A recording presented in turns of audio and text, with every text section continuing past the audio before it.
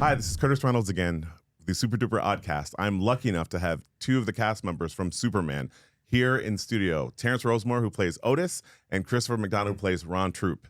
So how did you guys meet on set? Because I hear there's a funny story of how you guys actually ran into each other. It's funny because we never worked together. We were in different worlds.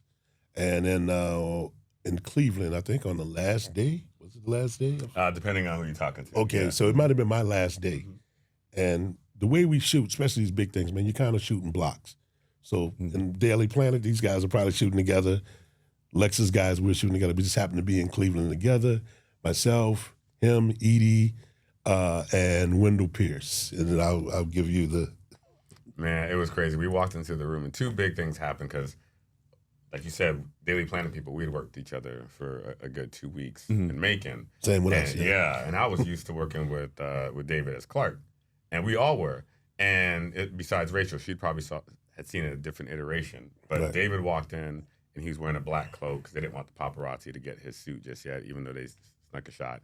And I still expected Clark. For whatever reason, I just had a brain fart. He took off the black cloak, and he was dressed as Superman. And suddenly, my childhood came right back. And I got so excited. I said, oh, my God. There's Superman, even thinking it's David. Lost my mind. So that was really exciting. But then the other exciting thing that happened is I looked around, and I hadn't met Terrence yet. So I was so excited to meet him. And Wendell introduced us because they go back, obviously. Yep. I looked over, and I saw Eddie. And then we were just kind of looking at each other. Like, man, we're on this movie together. Oh, We got to do this. And let's take this photo before they split us up. Right. And it was exciting. It was exciting. A very exciting, heartfelt moment. We took that photo. It was. And I remember I said something like, oh, I dropped over like, and then we all split up.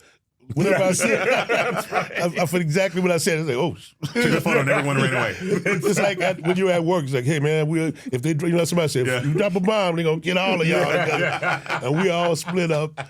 Nobody was even worried about us. Yeah. You know what's really funny, too, is, they told us any of the photos we took, rightfully so, don't show anybody until the movie comes out. So I've been holding on to a lot of photos. And out of all the photos I took, and they're amazing ones, swear to God, that's the one I cherish the most. Bro, that one is going to be so iconic. Yeah. And what I love about meeting his brothers, I'd never met him before. I didn't even know he was in the movie. Like you said, they didn't announce you until later. And so he came up to me and said, hey, man, how you doing? And he was just full of how you see him now. And That's so how I was when I introduced myself to him. Absolutely, man. So that was beautiful to meet together. And I was like, when I found out he was out here, I was like, yeah. So So we got together and we looked around and we knew maybe the last time that we get to be together like this. And all his brothers in this big DC Superman movie. So let's take a selfie. So we all got together really quickly and just pulled it out.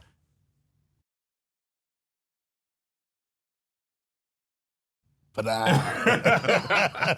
put it away really quickly and we split up. And you still have that selfie. Oh, I'm going to cherish it. I'm telling you, I'm going to blow it up and frame it. I didn't remember who took it. I just knew one of us, but of course it would be the producer guy who had the presence of mind to say, hey, man, come on, let's do this. And so that was blessed, man. Oh, my God. I can't wait to see that selfie. Yeah, get ready, Ebony Magazine. Now, I wish they still had Jet in circulation like it used to be. It'd be the picture of the week. Oh, man, you know what? Might be even better than cover. Yeah, instead of the model, it'll be us the picture of the week. The brothers of Superman. Be a bunch of brothers. Man! Do you guys have any other quick stories? Well, that was literally the only time you guys ran into each other. That was the only time that was the crazy only time. But I mean, something that was magical to me was, I really look up to Wendell. And Wendell, but even before, that's why I was so excited to meet you. He was talking you up. He says, I know this cat back from NOLA. I said, oh, really? You guys go back that far back? He said, yeah.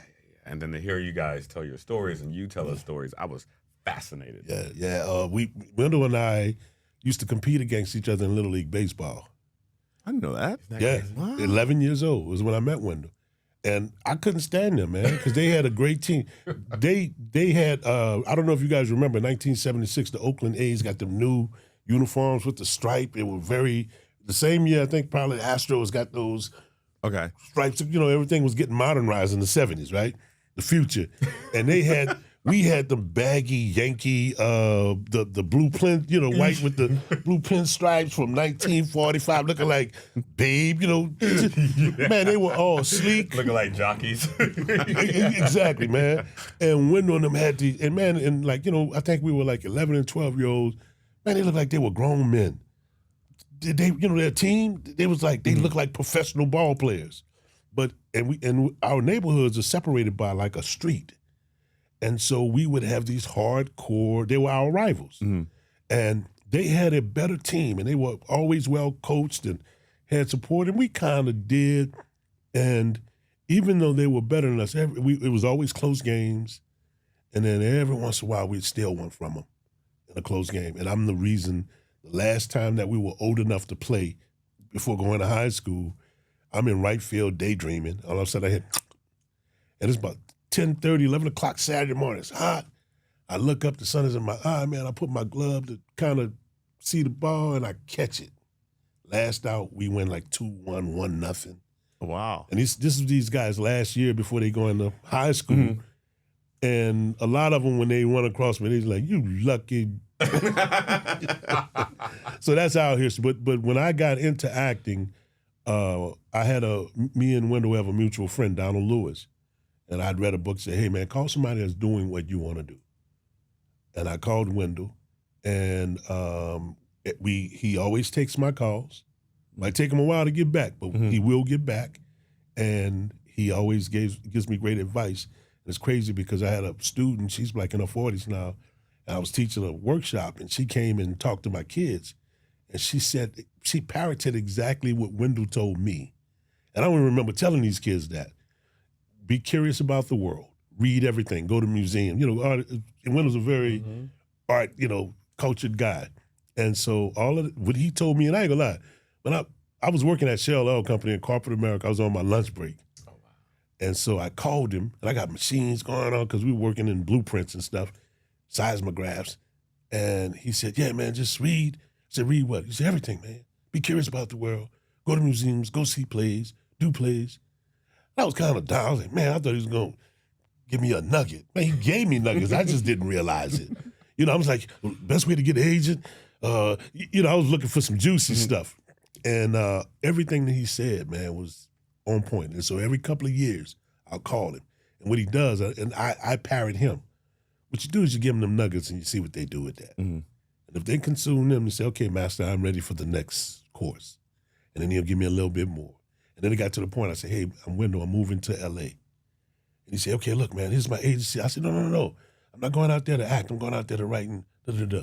He's like, no, man, but you need to call my agency because you got the stuff. And for 10 years, I didn't act. And I ran across him one day, and I'm struck, man, I'm working for Dr. Phil. I wasn't a producer. I'm entry level. Rosemore, why you ain't act? I said, oh, man, I'm trying to, man, you can produce that and act and write. Man, you need to. And that rung on me. It took me about 2 years to follow his advice, but after a 10-year gap, I got back into acting because of Wendell. That's amazing. Well, one Isn't of that the a beautiful story? That's amazing. I was captivated. And come to find out, man, Wendell's probably done that to hundreds of people who've come up to him. Because I met a guy at a conference, and he told me that he ran across Wendell, and Wendell gave him some advice. Anthony Mackie, and he never talks about it. And that's who he is, and that's the example. I'm assuming you probably do the same thing, man, because I saw your photo when you met your cousin. Yeah. And was that Hampton? That was at Howard. Howard. Yeah. Oh, wow. Yeah. So when I saw it, I was like, yeah, this brother's, we got to be about that. Yeah. People helping people. Stay tuned to the Super Duper Oddcast to hear more cool stories like this.